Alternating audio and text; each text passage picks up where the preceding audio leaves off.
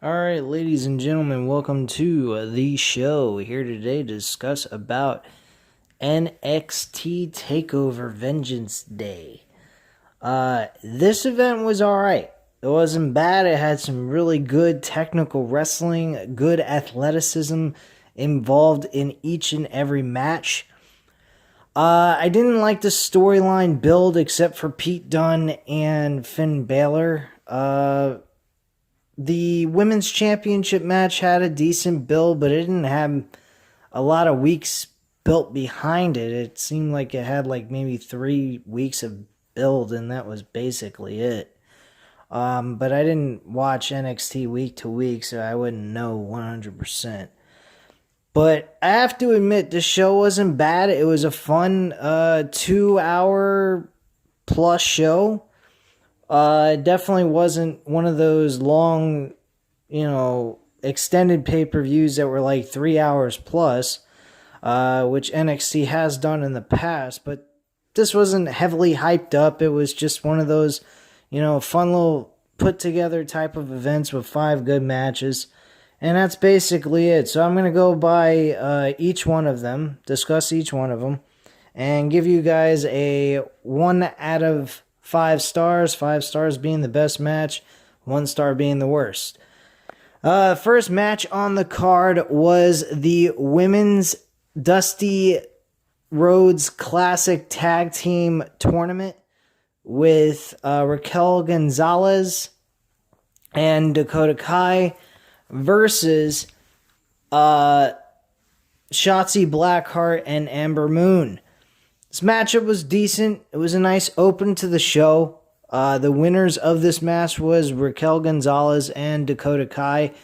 This matchup, to me, was a 3 out of 5 stars. Just a very solid match. Nothing to be excited over. But it wasn't bad at all. It was good tag team wrestling all around by both teams. So I wasn't dissatisfied with it. But yeah, that was the results of that match. The next match on the card was actually the North American Championship with Kushida versus Johnny Gargano. This was an excellent North American Championship matchup. The title was retained by Johnny Gargano. Possibly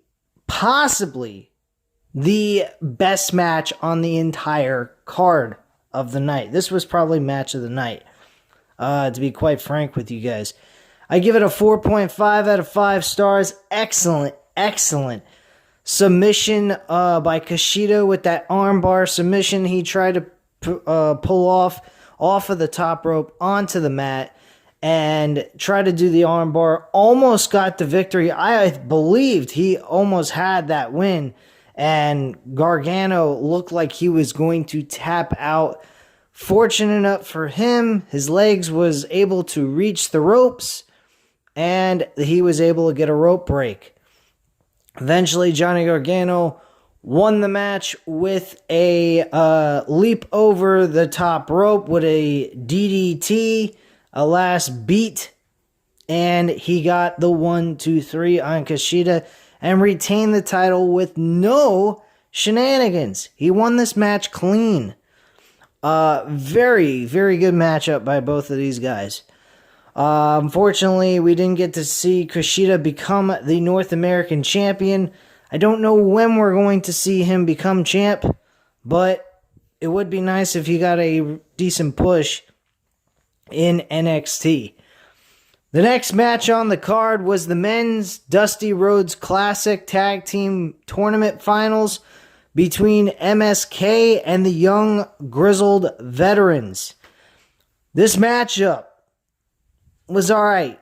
It wasn't great.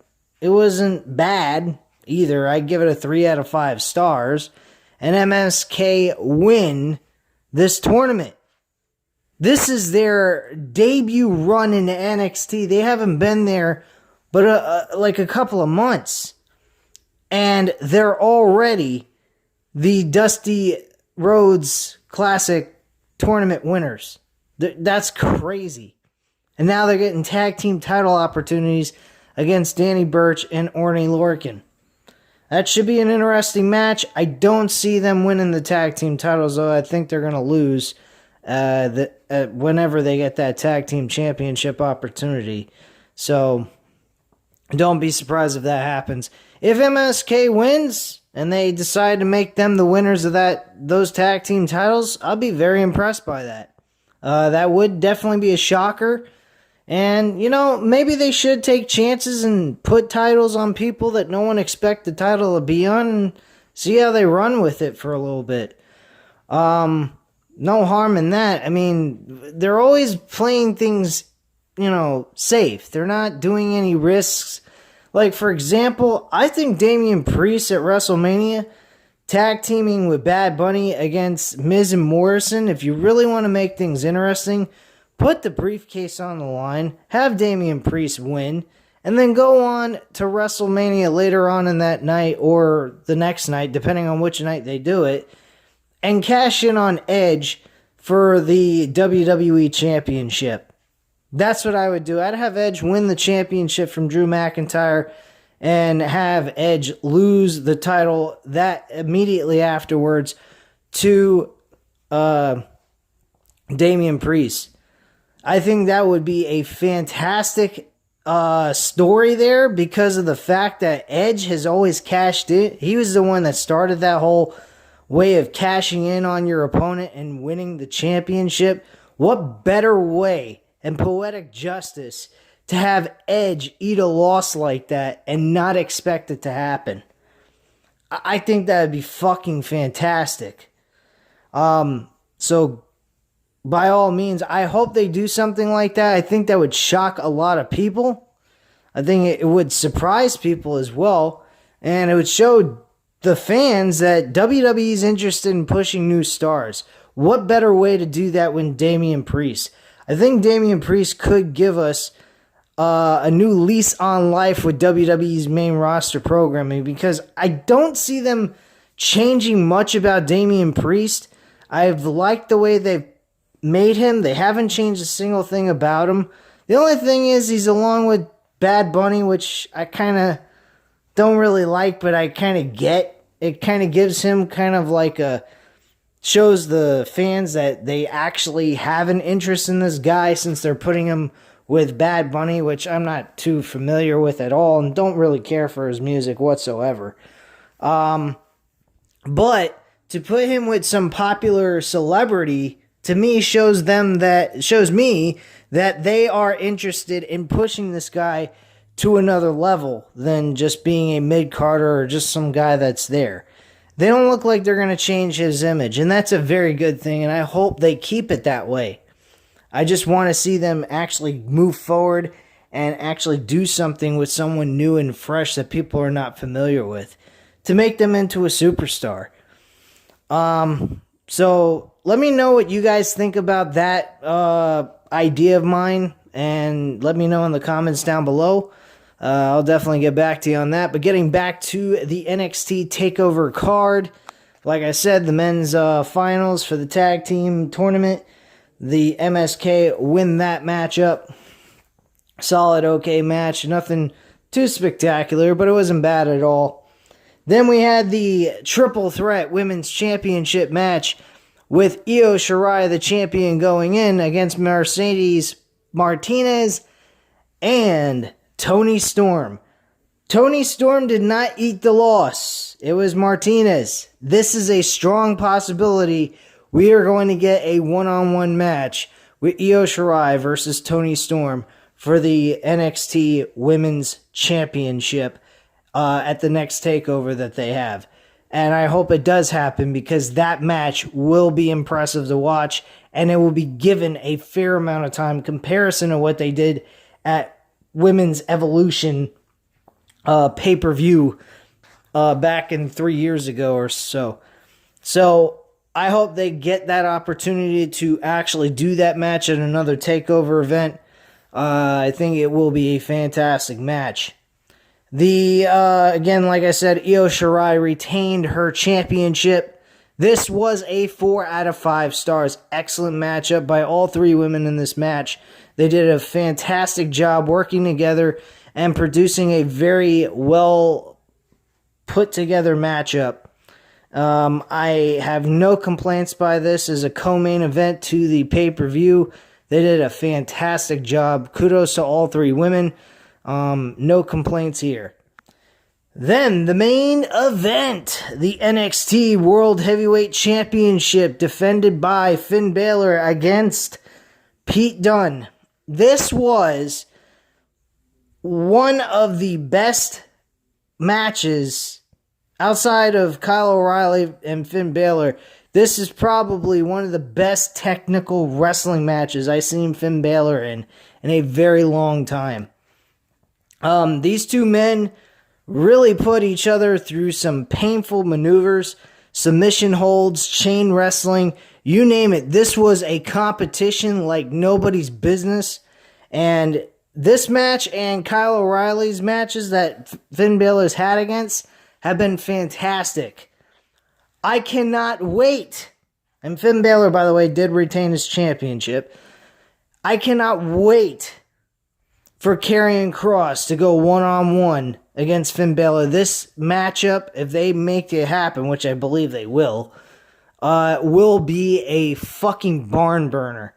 These two men will tear each other apart and make it look so fucking good to the audience. They will never forget the match ever again. It will be like Kyle O'Reilly and Finn Balor, only Finn Balor is going to lose the title to Karrion Kross. Bottom line. But the men in this matchup, Finn Balor and Pete Dunne, did an excellent job together. They are very good together. Great main event. Don't know I could say if it was the match of the night. Like I said, Johnny Gargano and Kushida really did a great match on this takeover, and it was only the second match on the card. So I got to give a lot of kudos to them, but this matchup rivaled them very much so. But I'm going to say this was a 4 out of 5 stars match. If it was at the level of Kyle O'Reilly and Finn Balor, this would have been the match of the night, and I thought they could have reached that level. They just didn't. But overall, it was really good technical wrestling, great chain wrestling, and great submission holds produced by both men in this matchup. Gotta give a lot of credit to both of these guys. They did a fantastic job here tonight, and all around, the entire card was decent. It wasn't bad. Like I said, not one match was under 3 stars. If it was the lowest, it was 3 stars or more. That was it. And that is fantastic shit. If you can get a match card where only 2 matches in my mind are like 3 out of 5 stars and the rest of them are like 4 out of 5 stars or better, you got a fucking good card there. And I gotta give them a lot of credit. They did an excellent job at this pay-per-view. It wasn't, the greatest takeover I've ever seen. It's not at the same level as the takeovers in the past, but it's still a good show. It's not something that's going to insult your intelligence. If you've never seen it, go back, check it out on WWE Network. You guys will be impressed with the match, but at the end of the day, you're going to say, if I compare it to an NXT from back in the day, like a year or 2 ago, something like that, try stretching it to 3 years, you're going to say those shows are way better than this. Of course it is. This is not the same NXT we're used to. I don't know why things have changed outside of maybe Triple H is looking for a way of getting kicked off the air from the USA Network because he doesn't want to compete with AEW anymore probably. And maybe we'll be lucky enough to see NXT moved over to Tuesday nights. I'd rather see that. I don't really particularly care for NXT being on the same night as AEW. It really tires me out to have to watch all that shit in one night. That's 4 hours of wrestling. That's overkill in one day. And then I have to come back on the next day and actually do a review, which absolutely sucks. So that's pretty much all I have to say at this time, guys. You know what to do. Hit the like button if you like this video. Hit the subscribe button if you're not already subscribed to the channel, of course. And leave a comment down below, and I'll definitely get back to you on that. And I thank you very much for watching. I hope you guys have a wonderful night, and take care. Bye.